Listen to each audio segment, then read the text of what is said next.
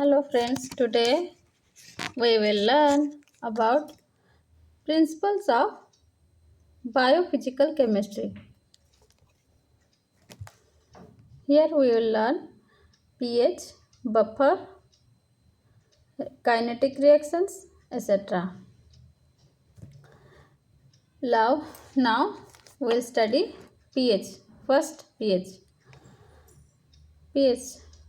Pairs of conjugated acids and bases are always involved in proton exchange reactions. The dissociation state of an acid-base pair depends on the H plus concentration. It is not its concentration itself that is expressed, but its negative decadic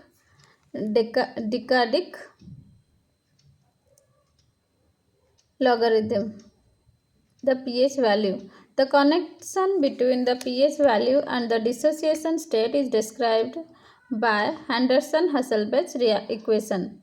That is, Ha plus H2O gives reverse reaction A plus H3O plus A minus plus H3O plus. Now, law of mass action, that is constant K, equals to A minus a to the power minus into a whole into H3O plus divided by Ha as a whole minus into H2O. Simplified, Ka equals to A minus H plus divided by Ha. Henderson-Hasselbalch equation, that is pH equals to pKa plus log of A minus divided by Ha. Measure of proton transfer potential. As a measure of proton transfer potential of an acid base, its pKa value is used the negative logarithm of the acid constant K, where A stands for acid. The stronger an acid is, the lower its pKa value. The acid of a pair with the lower pKa value, that is the stronger acid in this case is acetic acid, acetate, that is NH4 plus and CH3COO minus. Only forms very little CH3COOH and NH3 plus. Now come to buffer. What do you mean by buffer? Buffer means a mixture of a weak acid Ha and its conjugate base A constitutes a buffer which resists changes in pH. This can be seen more readily by taking logarithm of both sides, like Ha equals to A minus plus H plus. Ka equals to A minus whole H plus divided by Ha, where Ka is acid dissociation constant. By repairing log K and minus pKa and log H plus with minus pH and rearranging, we obtain following equation, like the equation is called the Henderson-Hasselbalch equation, that is pH minus pKa equals to log of whole of A divided by Ha. It is sometimes useful to rewrite as pH minus pKa equals to log of alpha divided by 1 minus alpha. Alpha equals to A as a whole divided by Ha as a whole plus A as a whole equals to 10 to the power pH minus pKa pH minus pKa divided by 1 plus 10 to the power pH minus pKa, where the fraction of the acid that is dissociated as a given pH. Buffers are often added to maintain a constant pH in biochemical reaction. biochemical research, and naturally occurring buffer systems within body fluids. And cells are very important. Among the most important natural buffers are the proteins themselves with the imidazole groups of histidine side chains providing much of the buffering capacity of cells around pH 7. A plot a plot of the dependence of the pH of the solution on the amount of OH minus added is called a titration curve. In other words, the buffer maintains the value of pH near a given value despite the addition of other either proton or hydroxide ions. In general, a weak acid is more effective in buffering against pH changes in the vicinity of its pKa value. Two biological buffers are very important. The phosphate buffer system is effective in internal fluids of all cells and constants of hydrogen phosphate and hydrogen phosphate ions. The bicarbonate buffer system plays an important role in maintaining the pH of blood plasma and consists of carbonic acid, that is H2CO3, and carbonate ion, that is HCO3 minus. Now let's know about the bicarbonate buffer system. In animals with lungs, it is an effective physiological buffer near pH 7.4 because the H2CO3 of blood plasma is in equilibrium with a large reserve capacity of carbon dioxide in the airspace of the lungs. This buffer system involves three reversible equilibria between gaseous carbon dioxide in the lungs and bicarbonate in the blood plasma. When H plus is added to blood as it is passes through the tissue, reaction proceeds towards a new equilibrium in which the concentration of H2CO3 is increased. This increases the concentration of carbon dioxide in the blood plasma and thus increases the pressure of carbon dioxide in the airspace of the lungs. The extract carbon dioxide is exhaled. Conversely, when the pH of blood plasma is raised, the opposite events occur. The H plus concentration of blood plasma is lowered, causing more H2CO3 to dissociate into H plus and HCO3 minus.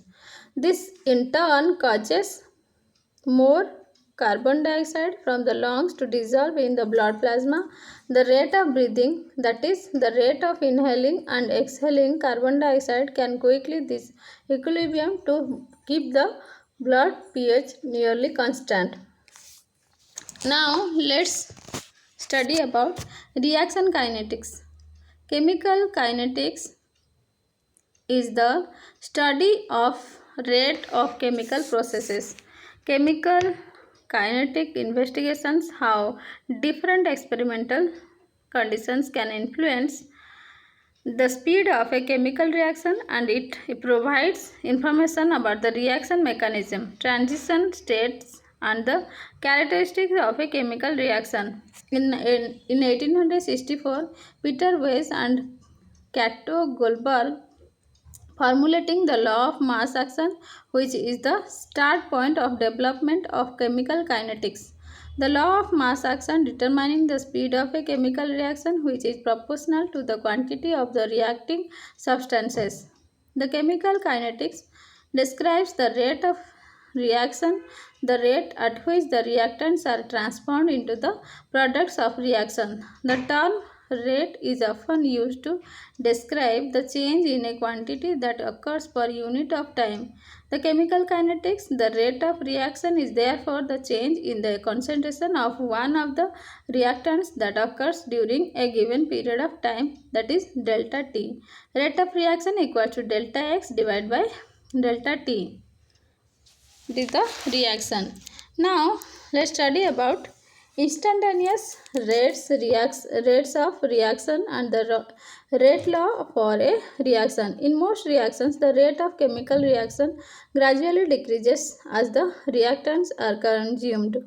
This means that the rate of reaction changes while it is being measured. The infinite simile small change in concentration that is dx that occurs over an infinite short time period, that is dt. The ratio of these quantities is known as instantaneous rate of reaction, that is rate equals to dx by dt. The instantaneous rate of reaction at any moment in the time can be calculated from a graph of concentration of reaction versus time. The rate of reaction at any moment in time is equal to the slope of a tangent drawn to this curve at that moment. In the instantaneous rate of reaction can be measured at any time between the moment at which the reactants are mixed and the reaction reaches equilibrium. Rate laws and rate constants. The instantaneous rate of reaction can calculated at various points along the curve in the graph. The rate of reaction at every point on this curve is directly proportional to the concentration of phenolphthalein at that moment in time. Rate is equals to K. Phenolphthalein. Because this reaction is an experimental law that describes the rate of reaction, it is called the rate law for the reaction. The proportionality constant K is known as the rate constant. This is more than one way to measure the rate of reaction. The decomposition of hydrogen iodide can be calculated by measuring the rate at which either H2 or I2 is formed in the reaction or the rate at which Hi is consumed. 2Hi, that is gas, reverse reaction H2G, that is H2 means this is also gas, and I2 also is gas. Experimentally, the rate at which I2 is formed is proportional to the square of the Hi concentration at any moment in time. di2 divided by dt equals to Hi whole square. The rate of H2 is formation is as same as I2 rate.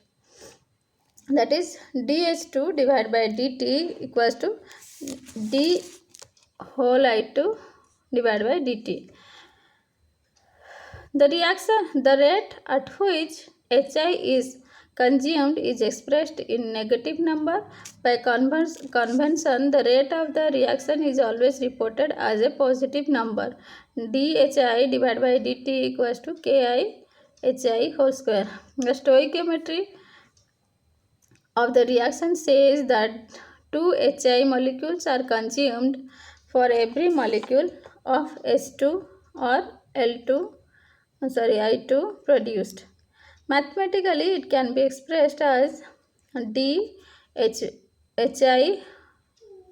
whole of Hi divided by dt equals to 2 of as a whole d H2 divided by dt equals to 2 of as a whole 2 into as whole d I2 divided by dt. The rate constant obtained from studying the rate at which H2 and I2 are formed in the reaction is not the same as the rate constant obtained by monitoring the rate at which Hi is consumed. Constant is K. The rate law for a reaction cannot be predicted from the stoichiometry of the reaction. It must be determined experimentally. Sometimes the rate law is consistent with the stoichiometry of the reaction. Order of molecularity. Let's know about order of molecularity. The reactions may occur in a single step or multi-step. multiple steps. Single step reaction is, suppose CiNO2, it is a gas, plus NO, it's also a gas. Reverse reaction, NO2, it's a gas, and plus CiNO, this is also gas. The reaction occur in series of individual steps. Our first step is N2O2, reverse reaction NO2 plus NO3. Second step is NO2 plus NO3, reverse reaction NO2 plus NO plus oxygen O2. That is, next third step is, step number 3 is NO plus NO3, reverse reaction 2NO2. The steps in a reaction are classified in terms of molecularity, which describe the number of molecules consumed. When a single molecule is consumed, the step is called unimolecular. When two molecules are consumed, it is bimolecular. The reaction can be classified in terms of their order. The decomposition of N2O5 is a fast order reaction because the rate of reaction depends on the concentration of N2O5 raised to the first power. Rate equals to K of N2O5. The decomposition of HI is a second order reaction because the rate of reaction depends on the concentration of HI raised to the second power. Rate equals to K HI a whole of HI whole square, that is whole square. Okay, now when the rate of a reaction depends on more than one reagent, we classify the reaction in terms of the order of each reagent. The difference between the molecularity and the order of a reaction is important. The molecularity of a reaction or a step within a reaction describes what happens on the molecular level. The order of a reaction describes what happens on the macroscopic scale. The order of a reaction is determined by the products of a reaction appear on or the reactants disappear. Now let's know about elementary processes or steps. Molecularity, in table 3 lines are there, 1, 2, 3. First is molecularity, elementary step, and rate law. First is A. Suppose A gives rise to product. That means rate is K of A and first order. Okay, and then suppose A plus A gives rise to product. Then here rate is K A square. A plus B gives product. It means rate is K of A into B, and A plus A, that is gives rise to product, then rate is K of A to the power 3. Third order. Now A plus 2B gives rise to product, that is rate equals to K of A whole into B square. Then another A plus B plus C product gives rise to product, rate is K of A into B into C. Okay. Now zero order reaction. Let's know about zero order reactions. A zero order reaction has a rate which is dependent of the concentration of the reactant. Increasing the concentration of the reacting species will not speed up the rate of reaction. Zero order reactions are typically found when a material required for the reaction to proceed, such a surface or a catalyst, is saturated by the reactant. The rate law for a zero order reaction is R equals to K, where R is the reaction rate and K is the reaction rate coefficient with units of concentration or time. If and only if this zero order reaction occurs in a closed system, first is occurs in a closed system, second is there is no net build of the intermediates, third is there is no other reactions occurring. The rate laws for chemical reactions can be explained by some general rules. Let's know the rules. First is the rate of any step in a reaction is directly proportional to the concentrations of the reagents consumed in that step.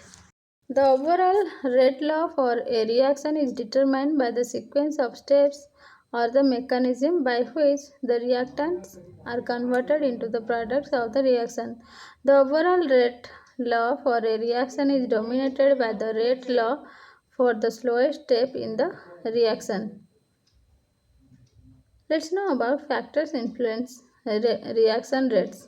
Many factors influence rates of chemical reactions.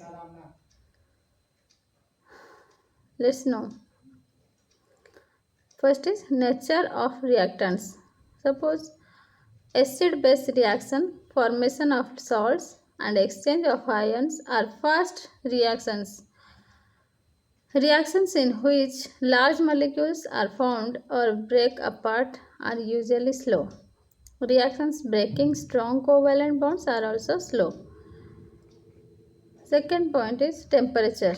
Usually the temperature Usually, the higher the temperature, the faster the reaction. The temperature effect is discussed in terms of activation energy. Third is concentration effect. The dependence of reaction rates on concentrations are called rate laws. Rate laws are expressed of rates in terms of concentrations of reactants. They are called differential rate laws and integrated rate laws. Rate laws apply to homogeneous reactions in which all reactants and products are in one phase or one solution. Heterogeneous reactions, let's know about. Next point is heterogeneous reactions. Reactants are present in more than one phase. For heterogeneous reactions, the rates are affected by surface areas. Next point is catalyst. Substances used to facilitate reactions, catalysts play important role in chemical reactions. Okay. Let's know about thermodynamics.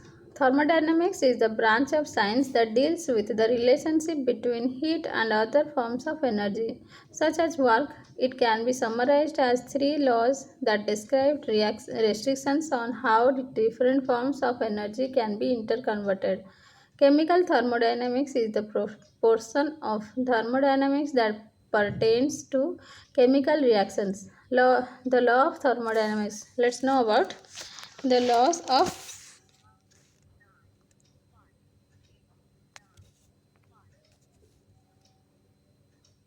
first law is first law is energy is conserved. It can be neither created nor destroyed. Second law is in an isolated system, natural processes are spontaneous when they lead to an increase in disorder or entropy. Third law is the entropy of a perfect crystal is zero when the temperature of the crystal is equal to absolute zero. The system and surroundings. Let's know about the system and surroundings. One of the basic assumptions of thermodynamics is the idea that we can arbitrarily divide the universe into a system and its surrounding. The boundary between the system and its surrounding can be as real as the walls of a beaker that separates a solution from the rest of the universe, or it can be as imaginary as the set of points that divide the air just above the surface of a metal from the rest of the atmosphere. If no heat enters or leaves the system during any step of the process, it is called adiabatic adiabatic process. Let's know about internal energy. What do you mean by internal energy? One of the thermodynamic properties of a system is its internal energy, denoted by U or sometimes E, which is the sum of the potential and kinetic energies of the particles that form the system. The internal energy of a system can be understood by examining the simplest possible system. an ideal gas. Because the particles in an ideal gas do not interact, this system has no potential energy. The internal energy of an ideal gas is therefore the sum of the kinetic energies of the particles in the gas. The kinetic molecular theory assumes that the temperature of a gas is directly proportional to the average kinetic energy of its particles. The internal energy of an ideal gas is therefore directly proportional to the temperature of the gas. E is equals to 3 by 2 RT. In this equation, R is the ideal gas constant in joule per mole Kelvin and T is the temperature in Kelvin. The internal energy of the systems is more complex than an ideal gas and can't be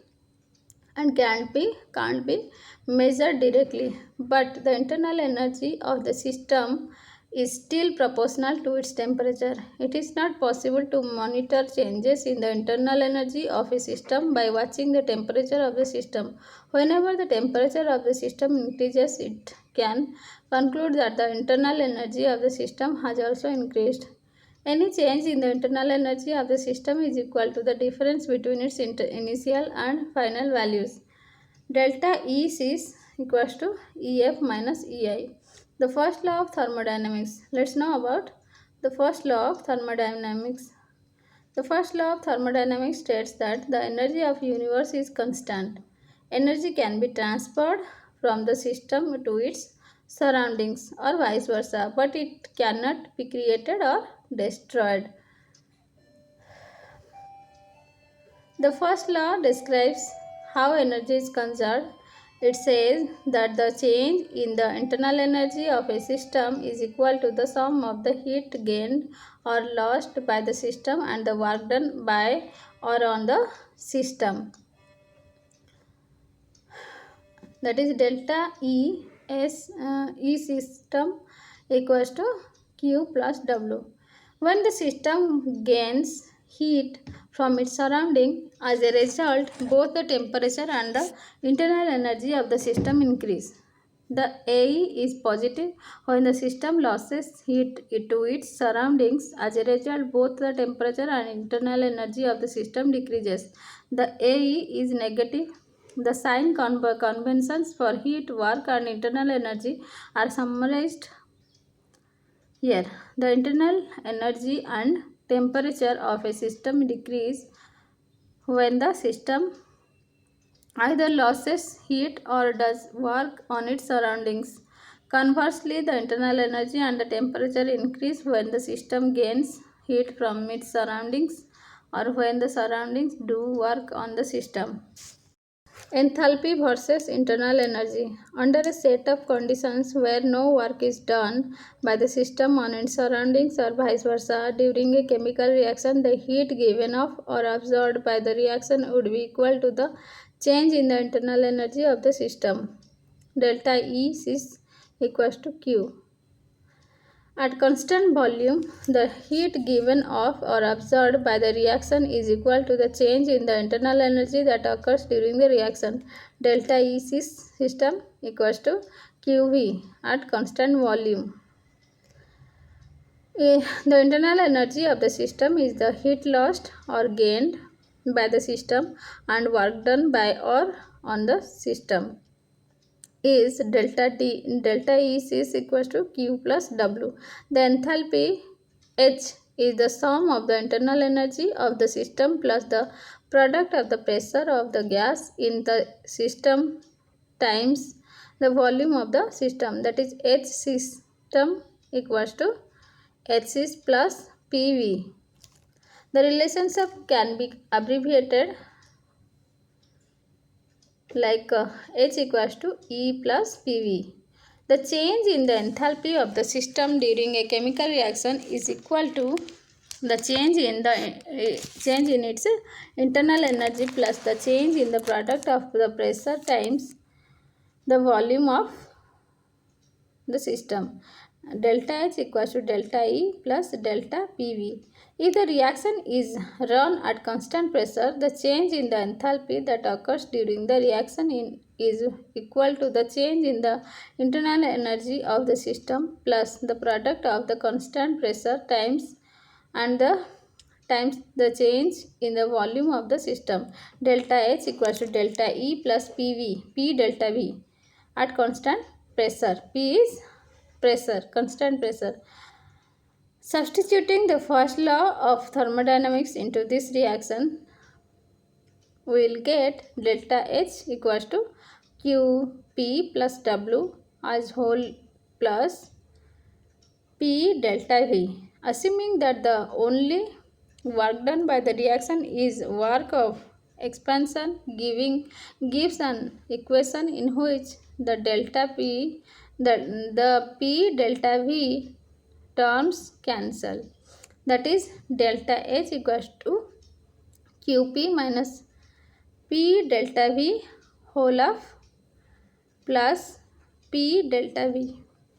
Thus, the heat given off or absorbed during a chemical reaction at constant pressure is equal to the change in the enthalpy of the system. Delta H equals to QP at constant pressure. The relationship between the change in the internal energy of the system during a chemical reaction and the enthalpy of reaction can be known.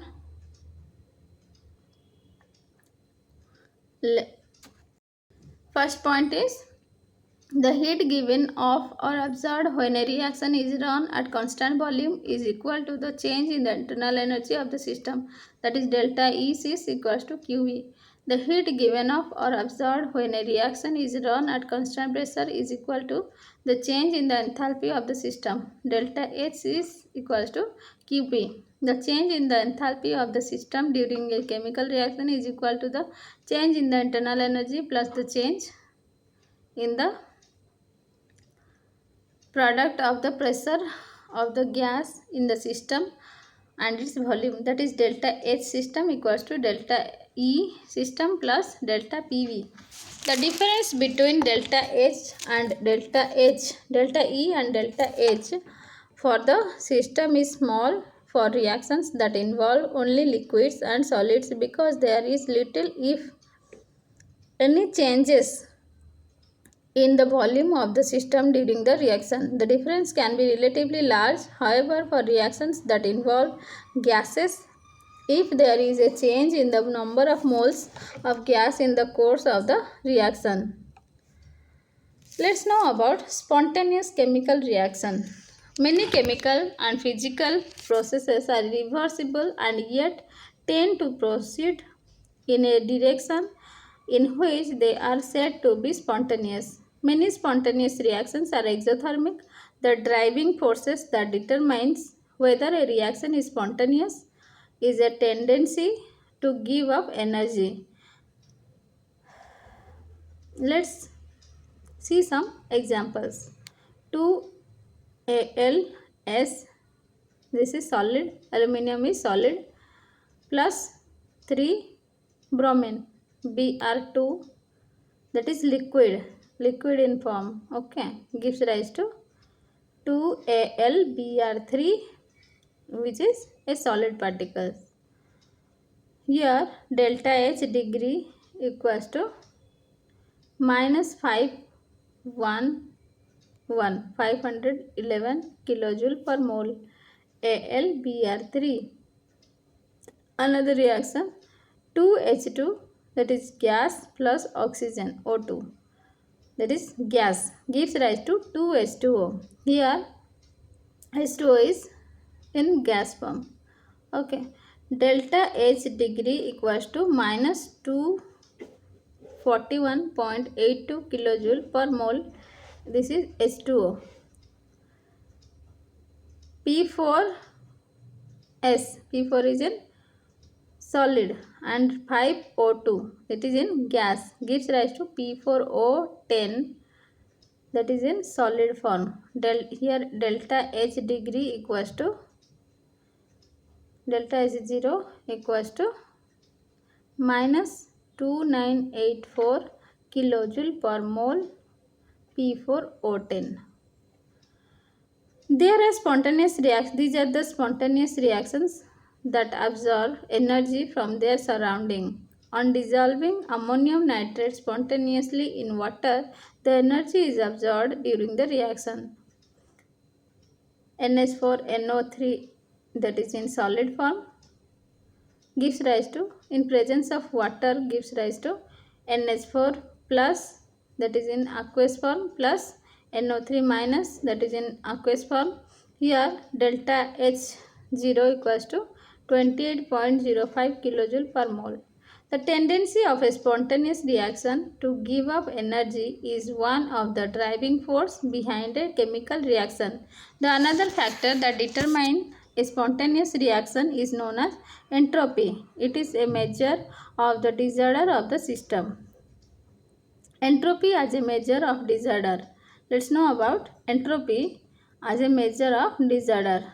In 1877, a scientist named Ludwig Boltzmann introduced the concept of entropy of a system as a measure of the amount of disorder in the system. In an ordered system, the entropy of the system is zero. The entropy of the system increases with the disorderness of the system. Boltzmann proposed the equation which is which describes the relationship between entropy and the amount of disorder in a system. S equals to K in W. In this reaction, S is the entropy of the system, that is K is a proportionality constant equal to the ideal constant, gas constant divided by Avogadro's constant. It represents a logarithm to a base E, and W is the number of equivalent ways of describing the state of the system. According to this equation, the entropy of a system increases as the number of the equivalent ways of describing the state of the system increases. Let's know about entropy and the second law of thermodynamics.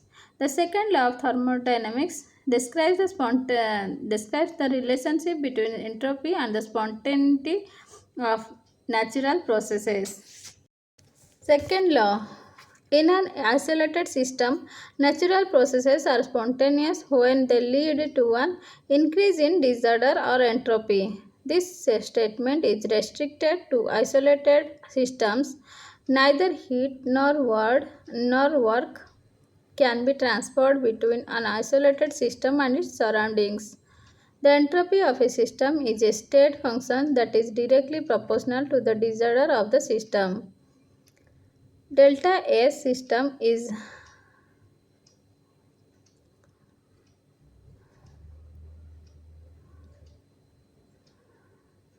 when delta S system is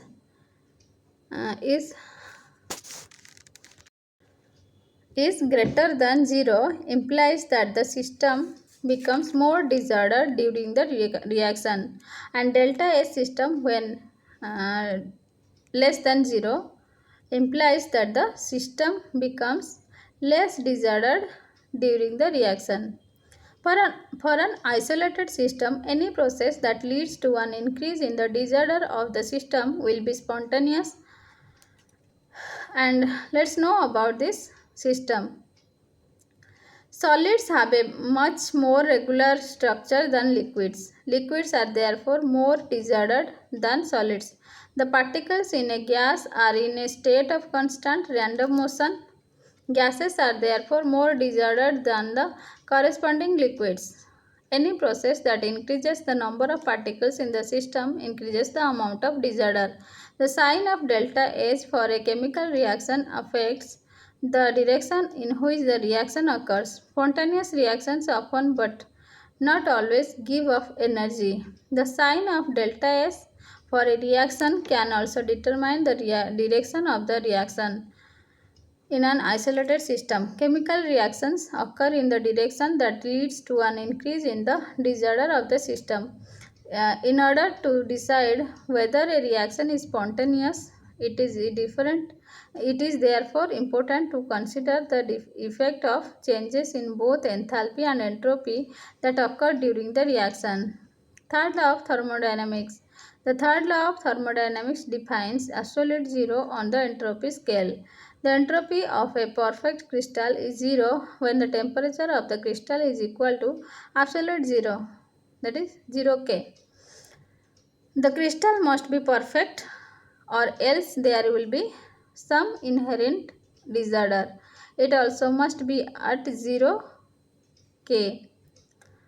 Otherwise, there will be thermal motion within the crystal which leads to disorder. As the crystal warms to temperatures above 0 K, the particles in the crystal start to move, generating some disorder. The entropy of the crystal gradually increases with temperature as the average kinetic energy of the particles increases.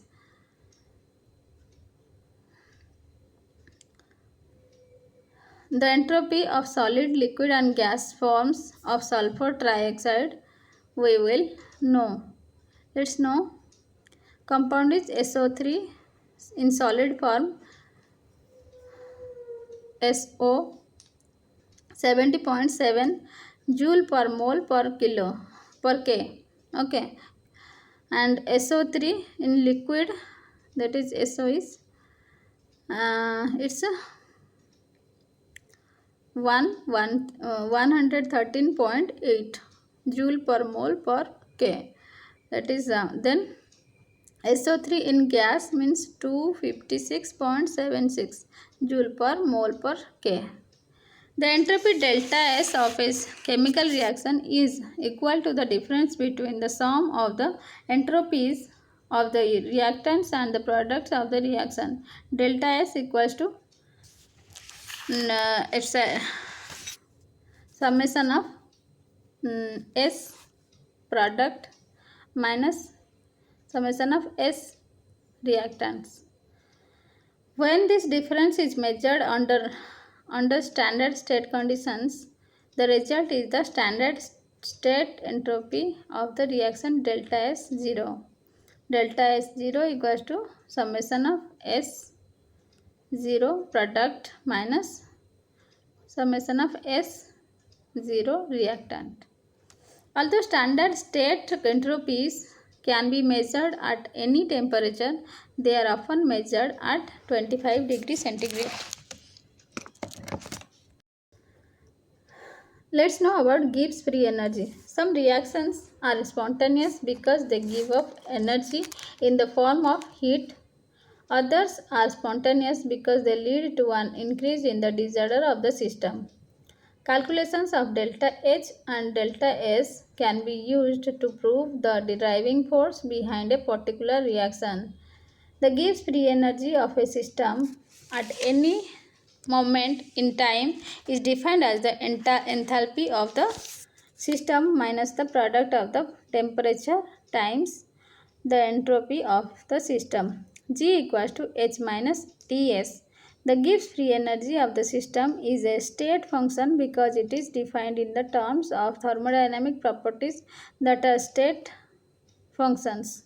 The change in the Gibbs free energy of the system that occurs during a reaction is therefore equal to the change in the enthalpy of the system minus the change in the product of the temperature times the entropy of the system. Delta G equals to delta H minus delta Ts.